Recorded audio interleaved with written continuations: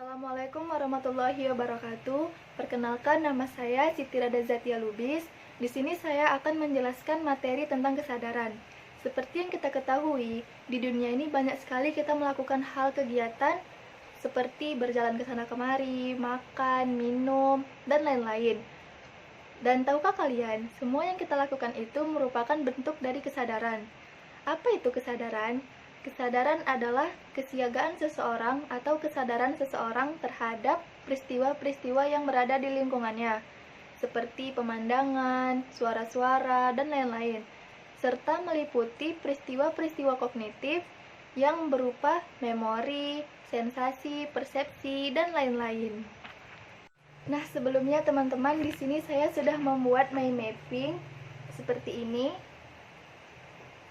Mind mapping ini berisi tentang kesadaran, materi dari kesadaran. Di sini sudah ada sejarah kesadaran, kerangka kesadaran, fungsi kesadaran, tingkat kesadaran, dan model dari kesadaran. Nah, saya akan membahasnya satu persatu mengenai tentang materi kesadaran ini. Nah, selanjutnya di sini saya akan membahas tentang sejarah kesadaran.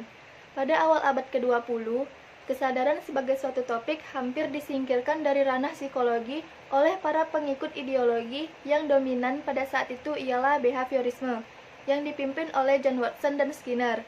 Di sini terjadi perang suci memperebutkan pikiran manusia. Dalam perang tersebut, para psikolog kognitif berjuang mengembalikan kesadaran sebagai suatu topik yang seharusnya dipentingkan. Nah, selanjutnya ada kerangka kesadaran. Di dalam kerangka kesadaran terdapat atensi. Apa itu atensi? Atensi adalah perhatian atau pemusatan perhatian ke hal-hal internal maupun eksternal. Contohnya itu ketika kita sedang berada di suatu tempat atau pergi ke pantai, kita melihat burung-burung yang sedang terbang di awan. Lalu, atensi kita atau perhatian kita tertuju kepada kapal yang berada di tengah laut. Selain itu, kita juga dapat mengalihkan atensi kita atau perhatian kita ke internal. Contohnya tuh kayak memori, atau kita sedang membayangkan di benak kita itu seseorang atau tokoh ternama yang terkenal. Nah, selanjutnya ada kesiagaan. Di sini dijelaskan bahwa kesadaran adalah suatu kondisi mental seseorang yang dialaminya sepanjang hidupnya dan setiap harinya. Contohnya itu pada saat dia tidur malam hari dan besoknya dia terjaga atau terbangun. Nah, selanjutnya ada arsitektur, ialah lokasi fisik, struktur-struktur fisiologis, dan proses yang berhubungan dengan struktur-struktur fisiologis tersebut yang menyokong adanya kesadaran. Lalu ada recall of knowledge atau mengingat pengetahuan. Di sini dijelaskan proses pengambilan informasi tentang pribadi yang bersangkutan di sekelilingnya. Proses ini dilakukan dengan bantuan atensi secara internal maupun eksternal. Nah, selanjutnya ada self-knowledge atau pengetahuan diri. Di sini dijelaskan bahwa pemahaman informasi tentang jati diri pribadi seseorang. Yang pertama itu ada terdapat pengetahuan fundamental atau kesadaran diri. Di sini tuh contohnya seperti ketika kita sedang bercermin, kita dapat mengenali diri kita sendiri. Selanjutnya itu ada world knowledge atau pengetahuan tentang dunia. Di sini kita dapat atau mampu menceritakan atau mengingat beberapa fakta dari memori-memori jangka panjang kita. Seperti contohnya tuh ketika kita sedang pergi ke sebuah museum sejarah, kita dapat menjelaskan atau memberitahu informasi tentang sejarah-sejarah atau beberapa tokoh-tokoh yang ada di museum tersebut. Selanjutnya itu ada aktivasi pengetahuan, yaitu tentang mengetahui tindakan-tindakan seseorang. Seperti contohnya itu kita sudah bertahun-tahun bekerja sama dengan seseorang dan berburu bersama-sama dan lain-lain. Selanjutnya ada emotif, yaitu komponen afektif yang diasosiasikan dengan kesadaran. Contohnya itu ketika kita sedang melihat bangunan yang dibangun oleh arsitektur terkenal, terhebat, ketika kita melihat bangunan tersebut bisa saja kita menimbulkan rasa muak atau rasa sukacita tergantung pengamatnya. Selanjutnya ada novelty atau kebaruan. Di sini itu tidak cenderung memfokuskan pada peristiwa-peristiwa yang berpusat. Namun di sini tuh lebih kayak menimbulkan rasa kreatif dan inovatif.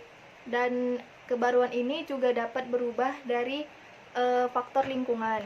Selanjutnya ada emergens atau kemunculan. Di sini dijelaskan bahwa kesadaran berbeda dari proses-proses netral lainnya. Kesadaran ini berkaitan dengan pemikiran pribadi dan internal. Selanjutnya yang terakhir dari kerangka kesadaran ada selektivitas dan subjektivitas. Yang dimaksud dari selektivitas itu ialah memilih suatu objek yang dipersepsikan untuk membantu memperjelas pemahaman. Selanjutnya juga ada subjektivitas, yaitu memperjelas sesuatu objek yang telah kita kenali. Selanjutnya kita akan membahas dari fungsi kesadaran. Di sini terdapat beberapa fungsi dari kesadaran. Yang pertama itu ada konteks setting, yakni di sini sistem bekerja mendefinisikan pengetahuan mengenai stimuli yang datang ke dalam memori. Selanjutnya ada adaptasi dan pembelajaran. Di sini kesadaran diperlukan untuk menangani informasi yang baru dan sukses. Selanjutnya ada fungsi prioritasi. Di sini kesadaran dibutuhkan atau diperlukan untuk mengakses besarnya jumlah informasi yang berada di tingkat kesadaran. Selanjutnya ada fungsi rekrutmen dan kontrol. Di sini kesadaran diharuskan. Selanjutnya ada fungsi prioritasi. Di sini kesadaran diperlukan untuk dapat mengakses besarnya jumlah informasi yang terdapat pada tingkat kesadaran. Selanjutnya ada fungsi rekrutmen dan kontrol. Di sini itu kesadaran memasuki sistem motorik yang untuk menjalankan tindakan-tindakan yang sadar. Selanjutnya ada fungsi pengambilan keputusan dan eksekutif. Di sini itu kesadaran berperan untuk pengambilan keputusan dan penerapan yang terkendali. Selanjutnya ada fungsi deteksi dan keliruan. Di sini itu kesadaran berfungsi untuk mengetahui ketika kita sedang melakukan keliruan. Selanjutnya ada fungsi monitor diri. Di sini itu kesadaran dapat membantu kita dalam mengendalikan tindakan-tindakan sadar maupun tidak sadar. Dan yang terakhir ada fungsi pengorganisasian dan fleksibilitas. Di sini itu kesadaran memungkinkan untuk mengandalkan fungsi-fungsi yang otomatis. Nah, selanjutnya kita akan membahas tentang tingkat kesadaran. Dalam tingkat kesadaran ini ada beberapa diantaranya, yaitu tidur. Nah, tidur ini merupakan perbedaan yang sangat jelas dari kesadaran dan ketidaksadaran. Dalam tidur juga terdapat beberapa tahap. Tahap pertama itu pada saat ketika kita mulai mengantuk. Dan periode gelombangnya itu sekitar 4-7 Hz yang memungkinkan kita sudah mulai mengantuk.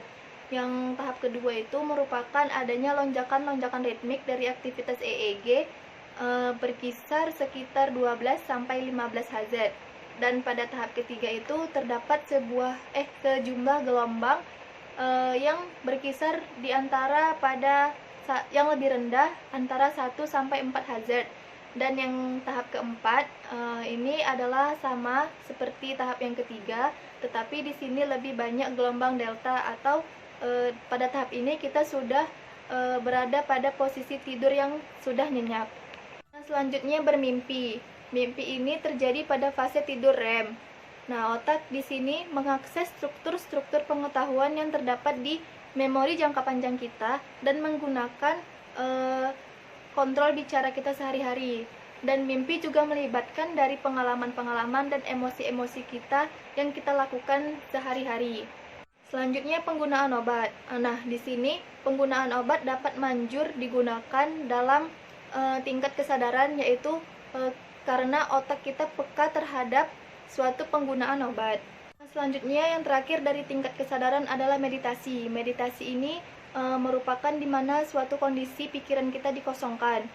Di sini tuh bisa kayak berupa sebuah nyanyian-nyanyian, mantra-mantra internal dan sebagainya. Nah, selanjutnya ada pembahasan terakhir, yaitu model-model kesadaran.